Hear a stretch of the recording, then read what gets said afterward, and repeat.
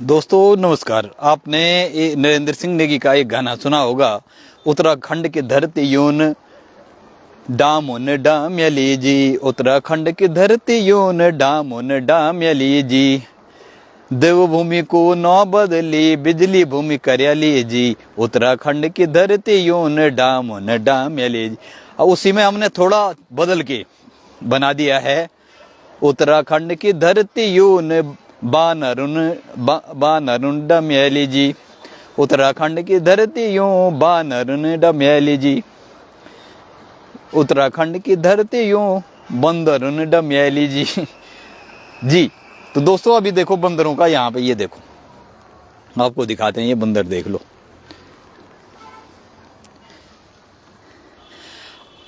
अब ये बंदर कोई बोल रहे हैं कांग्रेस के हैं, कोई बोल रहे हैं बीजेपी के हैं, कोई बोल रहे हैं ये सपा बसपा के हैं, कोई बोल रहे हैं निशंक ने भेजे, कोई बोल रहे खंडोड़ी ने भेजे, कोई बोल रहे हैं एनडी तिवारी ने भेजे, कोई बोल रहे हैं हरीश रावत ने भेजे, कोई बोल रहे हैं ये सपा बसपा ने मुलायम और मायावती ने भेजे, और कोई बोल रहे हैं ये कांग्रेस के बंदर हैं, कोई बोल रहे हैं बीजेपी के हैं, कोई बोल रहे हैं अन्य पार्टियों के बंदर हैं, और कोई कह रहे हैं कि ये जो बंदर हैं ये कलयुगी बंदर हैं, कोई बोल रहे हैं कुंभ के बंदर हैं। ये बंदर हैं पर हैं कहाँ के, ये आज तक समझ में नहीं आ रहा। यानी बंदरों में भी विभाजन हो चुका है जी। इस प्रकार से आरोप प्रत्यारोप लगाए जा रहे हैं। राजनीति में क्षेत्रवाद, जातिवाद, धर्म संप्रदायवाद के नाम पे, भाषावाद के नाम पे तमाम लोगों को आपस में बांटा ही जाता था, लेकिन अब बंदरों के नाम पे भी बांटा जा रहा है जी। तो बंदरों के नाम पे भी राजनीति का जो वो गढ़ा जा रहा है कि सब अपने तरफ से पल्ला झाड़ रहे हैं। और अब हैं ये किसके, ये बंदर, ये बड़ा चर्चा का विषय बना हुआ है। तो आपको थोड़ा दिखाने की हम कोशिश करेंगे। मुझे लगता है ये होते होते ये आयुष प्रदेश, ऊर्जा प्रदेश और धर्म प्रदेश, विद्युत प्रदेश, जल प्रदेश, जो भी है जड़ी बूटी प्रदेश के बाद अब बंदरों की तादाद यहाँ इतनी बढ़ चुकी है कहीं बंदर प्रदेश न बन जाए जी। ये देख लो आप।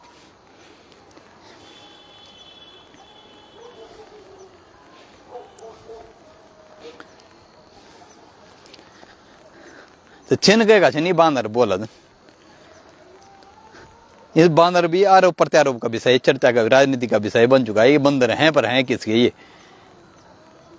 सब एक दूसरे पल्ला अपना पल्ला झाड़ने हैं, एक दूसरा पर छिन आरोप लगाना, यो बनू तू का छिन, यो बनू हम फलाना छोड़िन, कांग्रेस छोड़िन, कोई बना बीजेपी छोड़िन, कोई बना ये जवार उत्तराखंड नहीं बनी छो बल, तो तवार मायावती तवार भी कुंभ हुए छो बल सन 2000 में हुए बोल। हाँ तबार भी बल हरिद्वार कुंभ में हुए छो बल, तबार भी बल मुलायम सिंह सरकार रे जो भी रे बोलते से पहले भी कुंभ हुए छो बल मायावती, तबार भी एन बली बांदर। तो पहाड़ी क्षेत्रों में ये बांदर नहीं बन था, आक्रामक बांदर नहीं बन था ना। अब इतना खतरनाक बांदर हुए पहाड़ी क्षेत्रों में हूँ कि तू दर्शन बना देसी बांदर से बल से यगा जन पलायन करना उन्द देसी से नियोग मन की भी होना, व्यापार व्यवसाय कन पहाड़ों में, और तनी बांदर भी से होना, मतलब पहाड़ का पानी और पहाड़ की जवानी तो बाहर पलायन कर रही है। और जो बाहर के लोग हैं वो अच्छा व्यापार व्यवसाय जमा रहे हैं। यहाँ उत्तराखंड की जमीन बड़े मात्रा में बाहर के लोगों ने खरीद ली है, बाहरी क्षेत्रों से, बाहरी प्रदेशों, यहाँ से विदेश से आके भी कोई यहाँ जमीन खरीद रहा है, वो बात अलग है। और यहाँ के लोग पलायन कर रहे हैं। अब यहाँ बंदर इतने हो रहे हैं कि वो बंदर भी बाहर से आ रहे हैं। बोला गया है कि वो कुंभ वगैरह में छोड़े गए हैं, या क्योंकि ये पहाड़ के जो बंदर होते थे ना, गढ़वाली बंदर, इस समय हम उत्तराखंड के गढ़वाल क्षेत्र में, रुद्रप्रयाग, तिलवाड़ा, सुमाड़ी, तो पहले जो गढ़वाल में जो बंदर होते थे वो आक्रामक नहीं होते थे, वो घरों के आसपास नहीं आते थे, वो जंगलों तक या खेत खलिहानों तक सीमित रहते थे।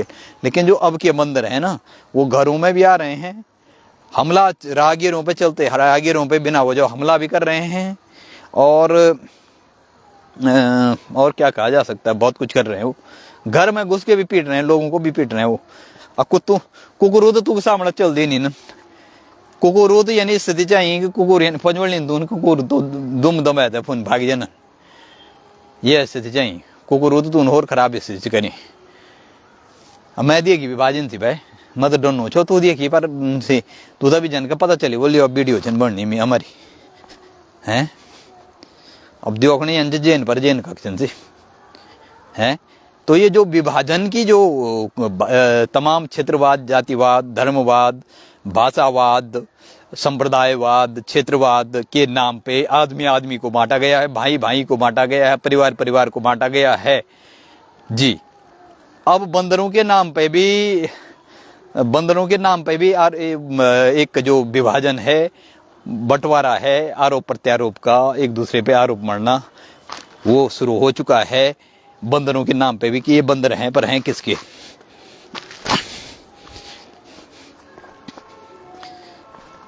तो बंदरों की जो ये बड़े बेखौफ और क्या कह सकते हैं बड़े आक्रामक और खूंखार बंदर हैं, जो ये आए पर आए कहाँ, क्योंकि हमने बचपने से, जब से हम होश संभाला है, बचपने से बंदरों को देखा है हमने। ये बंदर उतने आक्रामक नहीं थे, उतने खूंखार नहीं थे, बेखौफ नहीं थे जो पहाड़ी बंदर होते थे, खासकर गढ़वाली बंदर।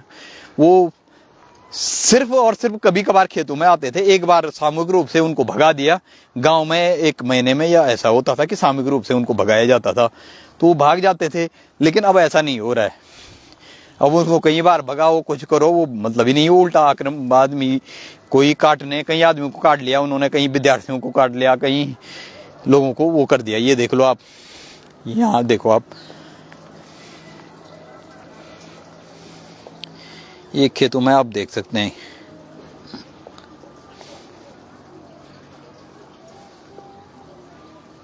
ये छतों में भी हैं, खेतों में भी हैं।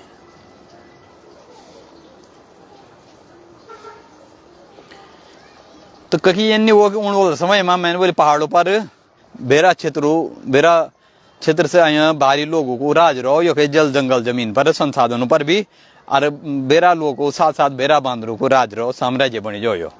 ये भी स्थितियां हैं, खतरनाक स्थितियां हैं। अब आपको क्या बोलना है। चाहे वो यहाँ का जो अस्थायी भू कानून है वो नहीं है, जो यहाँ का मूल निवास है उसकी कोई वैल्यू नहीं है। तो ऐसे में यहाँ पे जल जंगल जमीन है और संसाधन है, यहाँ के जो समृद्ध संसाधन है, यहाँ पे प्राकृतिक संसाधन, जैव विविधता है, भौगोलिक संसाधन है, वो यहाँ के क्या कह सकते हैं कि एक स्वर्ग जैसा ही है, आप लगा सकते हैं। इतना विविधतापूर्ण यहाँ प्राकृतिक पारिस्थितिकी तंत्र है, बायोडाइवर्सिटी है, इकोसिस्टम में संसाधन है बहुत सारे भाई, पर्यटन तीर्थाटन भी है। तो इस पे नज़र लगी हुई है बाहरी क्षेत्रों के लोगों की।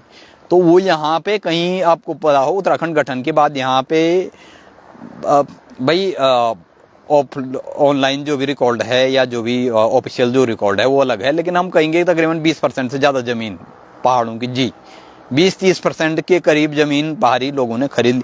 तो हो क्या रहा है कि यहाँ के आदमी पलायन कर रहा है जी, और बाहर के आदमी और बाहर के बंदर यहाँ आ रहे हैं। तो ये कहीं तमाम, मैं बोल रहा था कि पता नहीं क्या क्या, आयुष प्रदेश, जल प्रदेश, जड़ी बूटी प्रदेश, औषधि प्रदेश के बाद, ऊर्जा प्रदेश के बाद ये बंदर प्रदेश न बन जाए, ऐसी स्थिति आ गई। अभी मेरे कल कहीं पर चर्चा चल रही थी, तो वो बता रहे थे कि सरकार को एक बंदर नियंत्रण विभाग बनाना चाहिए, और बंदर भगाओ और बंदर नियंत्रण मंत्रालय, बंदर भगाओ और बंदर नियंत्रण विभाग बनाना चाहिए, और उसमें बाकायदा, जी उसमें बाकायदा भर्ती करनी चाहिए उनकी, बंदर भगाओ मंत्री, बंदर भगाओ अधिकारी, बंदर नियंत्रण, या बंदर नियंत्रण बोर्ड की स्थापना करनी चाहिए। जो भी करें, जिस रूप में करें, ऐसी स्थिति। हाँ जी, ये इतनी विकट स्थिति है। ये घर की समस्या नहीं है, एक परिवार की, एक आदमी की समस्या नहीं है, ये पूरे क्षेत्र की समस्या बन चुकी है, पूरे गढ़वाल की विकराल समस्या है। ये दिन प्रतिदिन बढ़ रही है, और आप देख सकते हैं ये बांदरों ने कैसे तबाही मचा रखी है। आप देख लो, ये खेत में देख लो आपको अभी यहीं पे बंदर थे, मेरे आने के बाद उनको भी पता चल गया होगा, उन्होंने खेतों को कैसे नुकसान पहुंचा रखा है, ये देख लो आप। और एक चीज और है, जहां से बीज फूटता है ना, फूल के बाद बीज फूटता है, उन स्थानों को ज्यादा चीरते हैं। जैसे ये अब गेहूं को देख लो, ये खा रखे हैं उन्होंने। ये जगह होती हैं, ये जो मेन जहां से ये बीज फूटना था, जहां से ये होना था,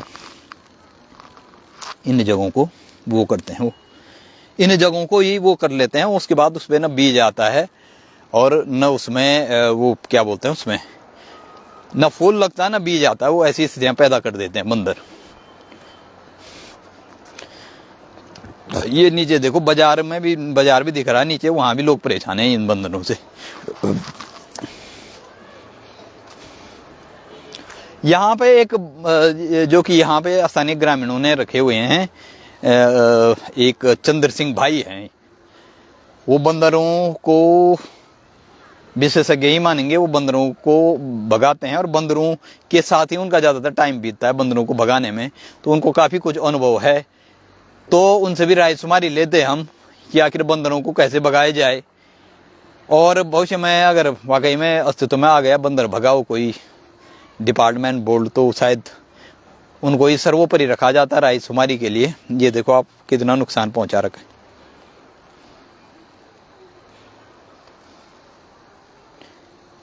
थोड़ा करीब से भी दिखाने की कोशिश करता हूं मैं। ये देख लो आप, ये देख लो आप क्या हालत बना रखे।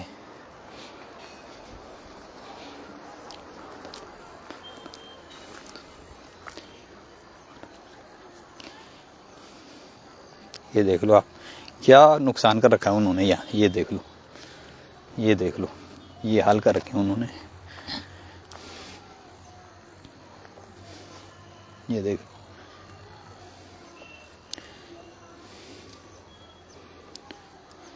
तो दोस्तों ये पहाड़ों की ये स्थितियाँ कमोबेश, ये मैं बता रहा हूँ, ये घर एक परिवार एक आदमी की समस्या नहीं है।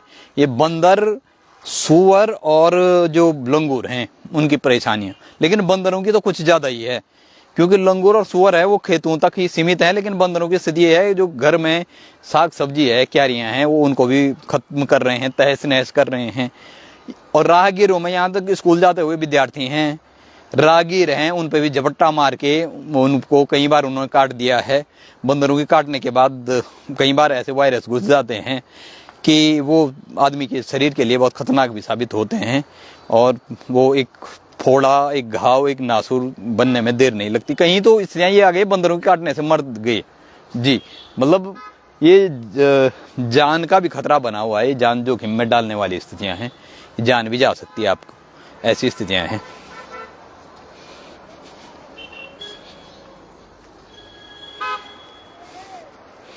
और वहीं तक सीमित नहीं है, वो घर में जो साग सब्जी की क्यारियां हैं वहां तक पहुंच जाते हैं।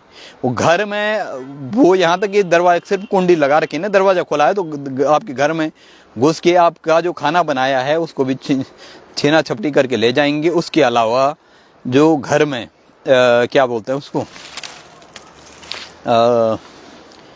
अन्य चीजें भी, खाद्य उत्पाद हैं, सब्जी है, कुछ भी है, वो उसको भी तब तहस नहस करके और खा के निकल जाते हैं। किसी के उन पर कोई नियंत्रण है नहीं, और कोई नियंत्रण कोई वो चलता ही नहीं, किसी का जोर। अब समझ में ये नहीं आ रहा है कि इनका बंदरों को जो समस्या है उसका उचित, अस्थायी और निर्णायक रूप से निराकरण, समाधान कैसे किया जाए। ये एक बहुत बड़ी समस्या है, और ये समस्या लंबे समय के बाद भी जस की तस बनी हुई है, क्योंकि समस्या पे बात तो सभी करते हैं, लेकिन समस्या का समाधान कैसे होगा, समाधान की दिशा में कैसे आगे बढ़ा जाएगा। सिर्फ समाधान नहीं, उचित समाधान, चाहे वो सिर्फ तात्कालिक रूप से नहीं बल्कि दीर्घकालिक रूप से उचित और अस्थायी और निर्णायक समाधान की दिशा में कैसे बढ़ेंगे, ये बड़ी समस्या है।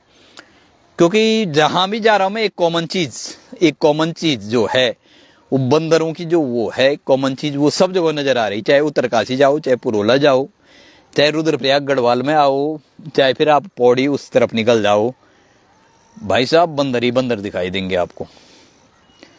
सब बोल रहे हैं बंदरों से परेशान हैं, बहुत बड़ी समस्या है, लेकिन समस्या का निराकरण होगा तो होगा कैसा, इसके जवाब न तो आम आदमी के पास है, और न इसका जवाब किसी उसके पास है, मतलब किसी अधिकारी के पास है, नौकरशाह के पास है, राजनेताओं के पास है, राजनीतिक पार्टियों के पास है, किसी के पास भी कोई जवाब नहीं है, या फिर वो जवाब ढूंढना ही नहीं चाहते हैं।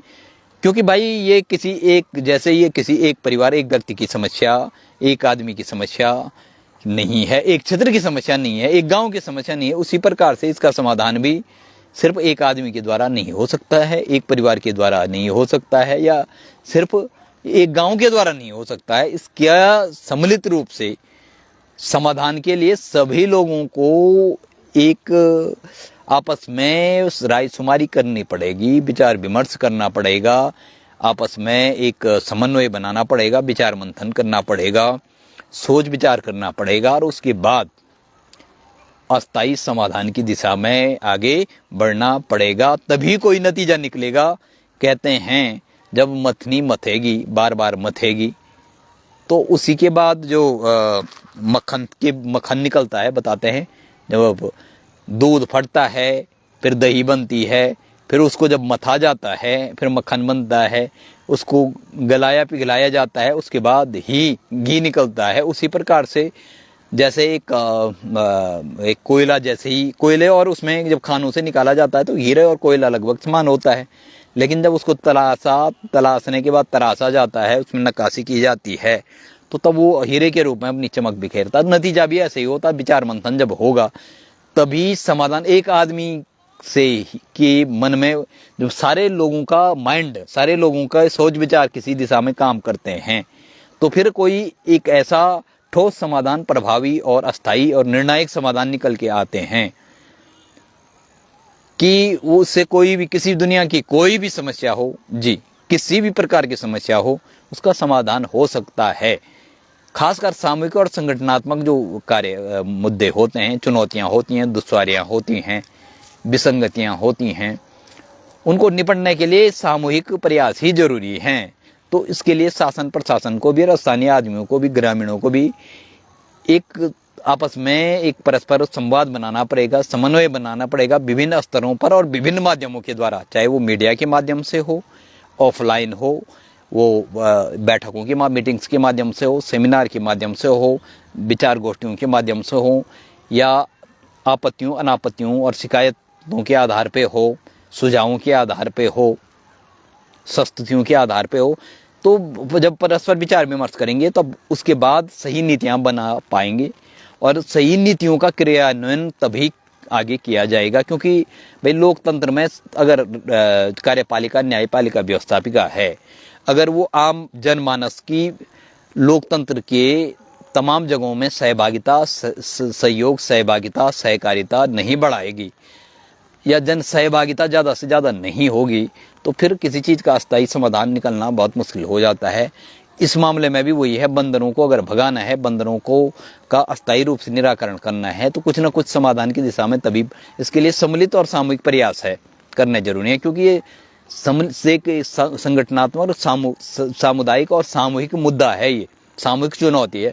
तो इससे निपटने के लिए सामूहिक प्रयास ही करने पड़ेंगे, तभी जाके इसका अस्थायी निदान हो पड़ेगा। सिर्फ ये बोलने से कुछ नहीं होगा। ये कांग्रेस के बंदर हैं, ये बीजेपी के बंदर हैं, ये सपा या बसपा के बंदर हैं, ये कुंभ के बंदर हैं, या कलयुगी बंदर हैं, या सिर्फ ये बोलने से काम नहीं होगा कि ये निशंक के मुख्यमंत्री रमेश पोखरियाल निशंक के समय भेजे बंदर हैं, ये खंडोड़ी, भुवन चंद खंडोड़ी के टाइम पे भेजे गए बंदर हैं, ये हरीश रावत के समय भेजे गए बंदर हैं, एनडी तिवारी के टाइम पे भेजे गए हैं, मुलायम या मायावती के टाइम पे भेजे गए बंदर। ऐसे आरोप प्रत्यारोप लगाने से कुछ होगा नहीं, बल्कि इस पर कोई ठोस कार्य नीति, कार्य योजना बनाने, विचार विमर्श करने के बाद हम सही समाधान की दिशा में आगे चल पाएंगे, जा पाएंगे। तो बहरहाल एक अच्छी सी जगह पे हम हैं मौजूद, और आप देख सकते हैं सुमाड़ी, ये भरदार क्षेत्र का एक प्रतिष्ठित गांव है और प्रसिद्ध गांव है, उसी पे हम मौजूद हैं। तो ये बंदरों की समस्या देखो, मेरा न खेत है न खलिहान है, मेरी खेती भी नहीं है, लेकिन चूँकि थोड़ा सामाजिक सरोकारों से जुड़ा होने के कारण मैं चुप भी नहीं बैठ सकता हूँ। ये अंदर से पीड़ा टीस होती है, सभी जगह ये समस्या कॉमन देखी है मैंने। तो मुझे लगता है कि क्या किया जाए इस समस्या का समाधान करने के लिए। लोग उसके कारण खेती नहीं कर पा रहे हैं ढंग से। लोगों के जो साग सब्जी का उत्पादन बड़े स्तर, व्यापक स्तर पे होता था और उत्तराखंड की आर्थिकी का एक महत्वपूर्ण जरिया था। उत्तराखंड में लोग न सिर्फ आत्मनिर्भर थे किसी जमाने में, आज अगर आप इतिहास के पन्ने में पीछे जाएं और थोड़ा फ्लैशबैक में आप 30 साल पहले की बात भी करें, 20 साल पहले की बात करें, तो लोग आत्मनिर्भर थे, स्वावलंबी थे। न सिर्फ खेती के मामले में भी और साग सब्जी के मामले में न सिर्फ आत्मनिर्भर स्वावलंबी थे, बल्कि लोग सब्जी बेचा भी करते थे। हम खुद उसके उदाहरण हैं जी। मुझे याद है उत्तराखंड आंदोलन, उसके बाद हम सब्जी बाहर तक रिश्तेदारों से लेकर तमाम लोग हमारे यहाँ से सब्जी ले जाते थे, कट्टे भर भर के, बोरा भर भर के। और अगस्तमुनी तक सब्जी जाती थी हमारी, मार्केट में भी जाती थी बिक्री की, इतनी इतनी होती थी। तो उस समय पहाड़ी बंदरों का इतना खौफ नहीं था, लेकिन ये बंदरों ने जो खेतों को तबाही मचा दी है, लोगों को जीना खाना हराम कर दिया है, घरों में घुस रहे हैं, बहुत बड़ी समस्या, बहुत बड़ी। और ये अगर इसको रोका नहीं गया तो ये समस्या इतनी विकराल हो जाएगी कि लोगों का घर से निकलना भी दूभर हो जाएगा भाई। तो ये जो तमाम जनप्रतिनिधि हमारे क्षेत्रों से जाते हैं प्रत्याशी, आजकल चुनावों का भी मौसम है, थोड़ा मैंने चर्चा इसलिए भी की क्योंकि आजकल चुनावों का भी मौसम है, तो चुनावी समर में जो निकाय चुनाव चल रहे हैं, तो ये भाई जनप्रतिनिधि जो विधायकी लगाओ 3 लाख से ऊपर वेतन लेते हैं, तमाम सुविधाओं, लाखों करोड़ों की सुविधाओं का फायदा उठाते हैं। नगर निकाय हैं, चाहे वो नगर पालिका अध्यक्ष हैं, सभासद हैं, नगर पंचायत में है, नगर निगम में है, नगर पालिका में है, महानगर पालिका में है, या त्रिस्तरीय जो पंचायती व्यवस्था है, वो क्षेत्र पंचायत, जिला पंचायत और ग्राम पंचायत, वन पंचायत, तो तमाम चीजें हैं। वहां से जो प्रतिनिधि जाते हैं, क्या उनका कर्तव्य नहीं है कि आपस में मिल बैठ के इस चीज को सॉर्ट आउट करने के लिए एक माध्यम बन के शासन प्रशासन तक विभिन्न माध्यमों और विभिन्न स्तरों पर विभिन्न माध्यमों के द्वारा शासन प्रशासन तक पहुंचाएं लोगों की जन समस्याओं का, और एक पुल में एक मीडिएटर का काम करें, एक पुल का काम करें शासन प्रशासन और आम जनमानस की समस्याओं के बीच। क्या उनका कर्तव्य नहीं है? क्या उनका वही है कि चुनाव जीतने के बाद वो सब वो छूमंतर हो जाते हैं, एक जादू जैसे उड़ जाते हैं, वो जादू हो जाता है, फुर हो जाते हैं, और एक उनके दावे हवा हवाई हो जाते हैं, और सिर्फ रह जाता है दावे भी उनके हवा हवाई हो जाते हैं, टाई टाई फिस हो जाते हैं, सब सफ़ेद हाथी साबित होता है। तो क्या उनका दायित्व नहीं है? क्या उनका कर्तव्य नहीं है? क्या सिर्फ उनको अधिकार मिले हैं, उनका दुरुपयोग करना ही उनका अधिकार रह गया है, या उनको कर्तव्य और दायित्वों की भी कोई समझ है?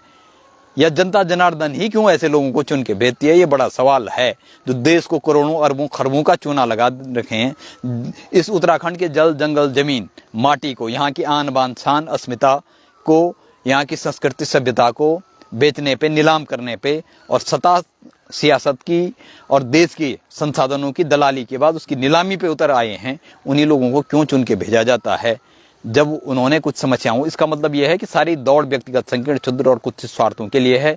सारी राजनीति और राजनेताओं की दौड़ या राजनीतिक पार्टियों की दौड़ सिर्फ अपने पद प्रतिष्ठा और अपने संसाधनों को बनाए रखने के लिए है। यानी किस्सा कुर्सी का, एक आपने फिल्म भी देखी होगी, सीरियल भी देखा होगा, किस्सा कुर्सी का, सिर्फ कुर्सी के लिए ही दौड़ है ये, और कुछ नहीं है। और नहीं तो क्या है? नहीं तो ये सारे दिन क्यों देखने पड़ते? अब ये देखो आप, इतने सारे खेत हैं यहाँ पे, और ये बंदरों ने ऐसी तबाहियां मचा रखी इन खेतों में। तो भाई लोगों ने कितने प्यार से, यहाँ पे गढ़वाली में बोलते हैं शेरा होते हैं, शेरा, अच्छी खेती होती है। ये देख लो आप, यहाँ पे जमीन, अच्छी जमीन है, अच्छी खेती होती है, लेकिन बंदरों ने क्या तबाही मचा रखी है आप देख लो। ये देख लो आप,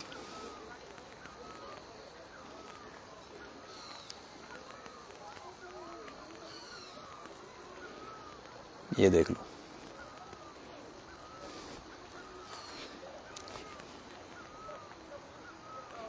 अब कहां तक दिखाएं आपको?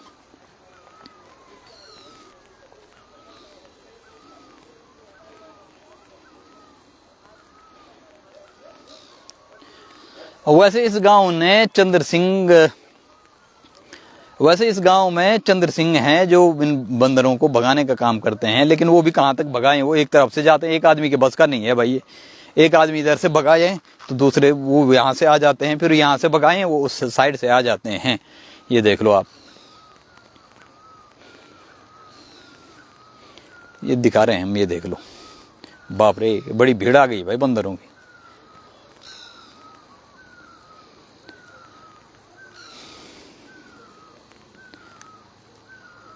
तो दोस्तों आप तय करें ये बंदर किसके हैं? ये सिर्फ बोलने से काम नहीं चलेगा। ये कांग्रेस के हैं, ये बीजेपी के हैं, ये समाजवादी पार्टी के हैं, बसपा के हैं, अन्य पार्टियों के हैं, कुंभ के बंदर हैं। ये बंदर जो हैं, ये कलयुगी बंदर हैं। ये बोलने से काम नहीं चलेगा भाई। इन बंदरों की जो समस्या है पहाड़ों में, गढ़वाल क्षेत्र में, उनका निराकरण तो करना ही पड़ेगा भाई। ये देख लो, नहीं तो वही हो जाएगा कि उत्तराखंड की भूमि यो बांदरुन डमेली जी। ये देख लो आप, बड़ी संख्या में बंदरों की टोली।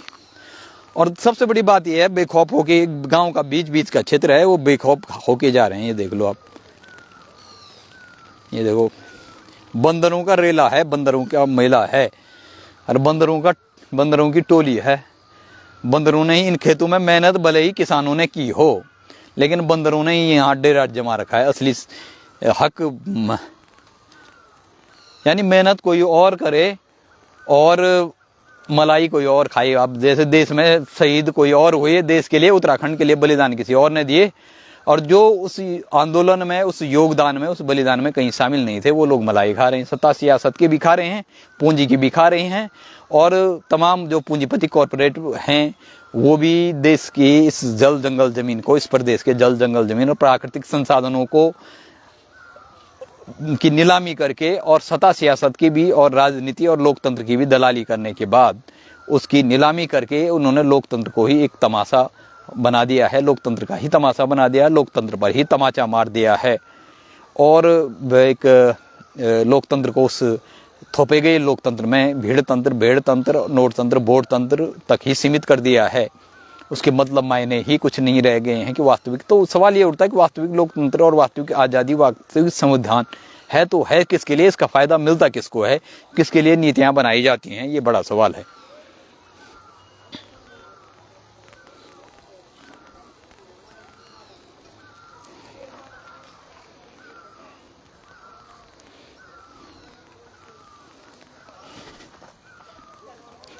और आजकल ये सवाल इसलिए भी उठाया जा रहा है क्योंकि आजकल चुनावी मौसम है। इसके तुरंत बाद पहाड़ी क्षेत्रों में अभी नगर निकाय के चुनाव हो रहे थे, और ये बंदर भी एक नगर निकाय के चुनाव में भी ये बंदरों का आतंक बड़ा विषय था, बड़ा मुद्दा था। और ये त्रिस्तरीय पंचायत चुनावों में भी ये बड़ा मुद्दा और बड़ा मसला है बंदरों का। ये देख लीजिए, बड़े बेखौफ हो के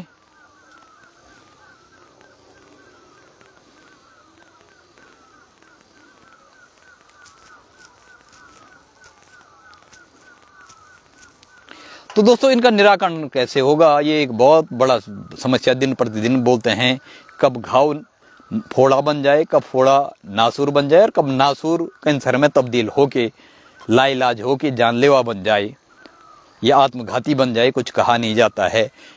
आज़ादी के बरक्स साल दर साल बीतते गए, सत्ता सियासतें बदलती गई, चेहरे बदलते गए, नेता बदलते गए, चुनाव दर चुनाव होते गए, और निज़ाम बदले, तमाम चीज़ें बदली,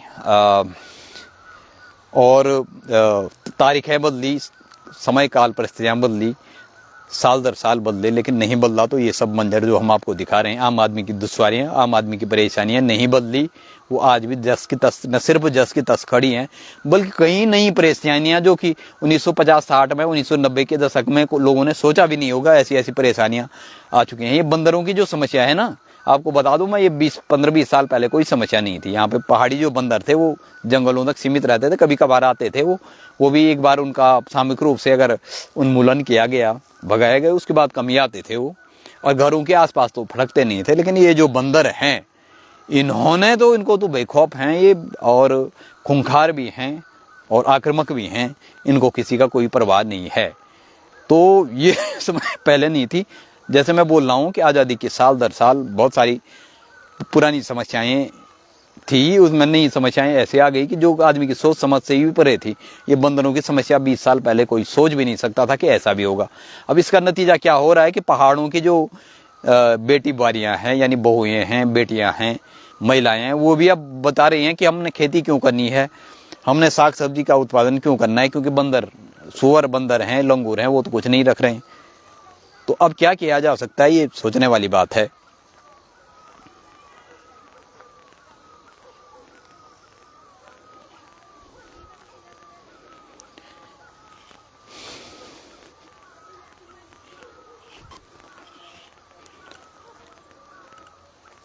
तो इन हरे भरे खेतों का क्या हाल कर चुका है वो देखना, एक आपको दिखाई दे रहा होगा कितने अच्छी यहाँ पे खेती होती है।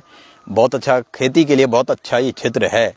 लेकिन बंदरों का जो तांडव है वो सिर चढ़ के जब बोल रहा है, तो आम आदमी को खेत बचाना तो दूर, आम आदमी को अपना खुद को बचाना भी मुश्किल हो रहा है इनसे। अपने खुद के घर को, खेत खलिहान को और अपने घर को, अपने जो क्यारियां होती हैं, घर होता है, घर के अंदर की चीज़ों को बचाना तक मुश्किल हो रहा है।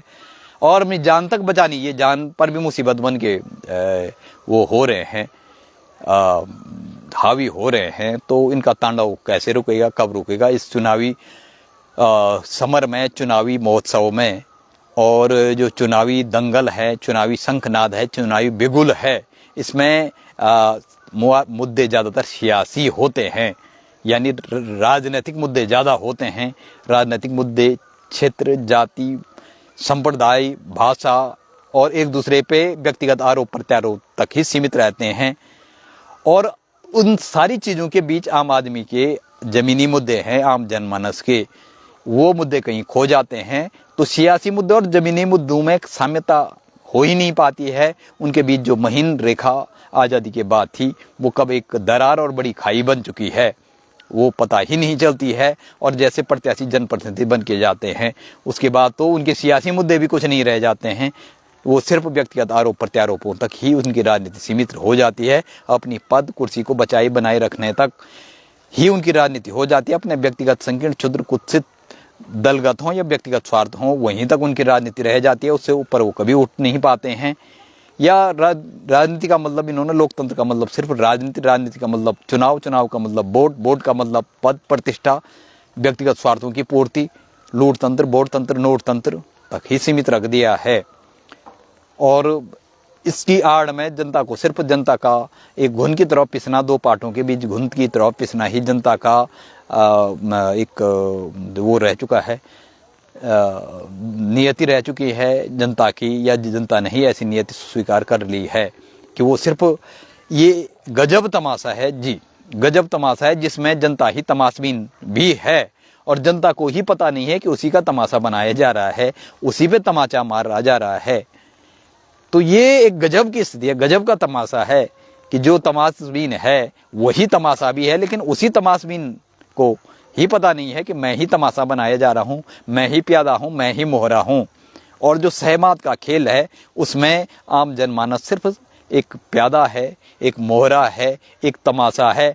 और दिलचस्प बात यह है कि नेताओं ने अपनी इस प्रकार का एक चक्रव्यूह, राजनीति का कुत्सित राजनीति का एक ऐसा चक्रव्यूह, भ्रम और भंवर जाल बना चुके हैं कि जनता को समझ में नहीं आता कि हम ही तमाशा है इस तमाशे में, और हम ही तमाशबीन बनाए गए हैं जी। तो सवाल कई हैं, कई चीज़ें हैं, तमाम चीज़ों पे हमारा पोस्टमार्टम लगातार जारी रहेगा। सोचिए समझिए ज़रूर कि ये लोकतंत्र की बहार है, लोकतंत्र की बयार है। लोकतंत्र सज रहा है, संवर रहा है, या लोकतंत्र हाँप रहा है, काँप रहा है, बिखर रहा है। आप एक जनता जनार्दन खामोश है, लेकिन जनता को, जनार्दन को कहीं ना कहीं खामोशी तोड़नी पड़ेगी और एक बेखौफ होके एक अपनी बात रखनी पड़ेगी, सामने आके अपनी बात। लोग बात करने से बचते रहते हैं। एक अपनी जो चीज़ें होती हैं वो सामने रखनी पड़ेंगी किसी न किसी रूप में, और आगे आना पड़ेगा तमाम मुद्दों पे। तभी बात करने से ही बात बनेगी, बात रखने से ही बात। डरने से तो भाई कुछ काम तो चलेगा नहीं। ये समस्याएं जस की तस बनी रहेंगी, ये कहीं सॉर्ट आउट होंगी नहीं। तो सॉर्ट आउट नहीं होंगी तो फिर बात करने से परहेज और बात करने से गुरेज न करें, बात करें। और हमारा भी तमाम जनता जनार्दन से भी हमारा गुजारिश है कि, और अनुरोध है कि आप इन तमाम चीज़ों पे एकजुट, एक मत हो के एक मंच पे आएँ। अपने व्यक्तिगत मतभेदों को एक तरफ दरकिनार करते हुए, पूर्वाग्रहों, पूर्व अवधारणाओं, दुराग्रहों से दूर रहते हुए सामुदायिक और संगठनात्मक मुद्दों के लिए एकजुट, एक मत हो के एक मंच पे आइए। और इस लोकतंत्र को, वास्तविक लोकतंत्र को बचाए बनाए रखने के लिए, वास्तविक आज़ादी को, वास्तविक जो मानवता है, नैतिकता है, उसको बचाए बनाए रखने के लिए अपना अमूल्य योगदान दें, प्रत्यक्ष रूप से भी, अप्रत्यक्ष रूप से भी। और जिन्होंने इस देश का तमाशा बना दिया है, जनता को भी तमाशा और तमाशबीन बना दिया है, और जिन्होंने कहीं अपने नकाबों के पीछे कहीं नकाब को ओढ़ के जनता को भ्रमजाल, भंवर जाल में और चक्रव्यूह में, राजनीतिक दुष्चक्र के चक्रव्यूह में फंसा दिया है, उनके नकाबों को हटाकर उनको बेनकाब भी जनता ही करेगी, जनता जनार्दन ही करेगी। जिनके कहीं मुखौटे हैं, मुखौटों के पीछे भी कहीं चेहरे हैं, कहीं मुखौटे हैं उनका, और पर्दे के पीछे रह के भी जो तमाम काम करते हैं, तमाम ये जो लूट मचा रखी है उन्होंने संसाधनों की, और जो उनको भी उनका पर्दाफाश भी और उनका नकाब भी जनता जनार्दन ही हटा सकती है। तो एक और मुद्दे के साथ हम जल्द हाजिर होते हैं। शाम का वक्त है और शाम धीरे धीरे जैसे जैसे आप देख रहे हैं गुलाबी सर्दियों का हम भी आनंद ले रहे हैं, लेकिन कुछ दुश्वारियां हैं, चुनौतियां हैं, लेकिन बहारें फिर भी आएंगी और उसके लिए प्रयास करना पड़ेगा, तभी कुछ होगा। जय हिंद, जय भारत, वंदे मातरम, जय देवभूमि, जय उत्तराखंड, जय केदार, जय बद्री विशाल के साथ हम जल्द हाजिर होते हैं। नमस्कार।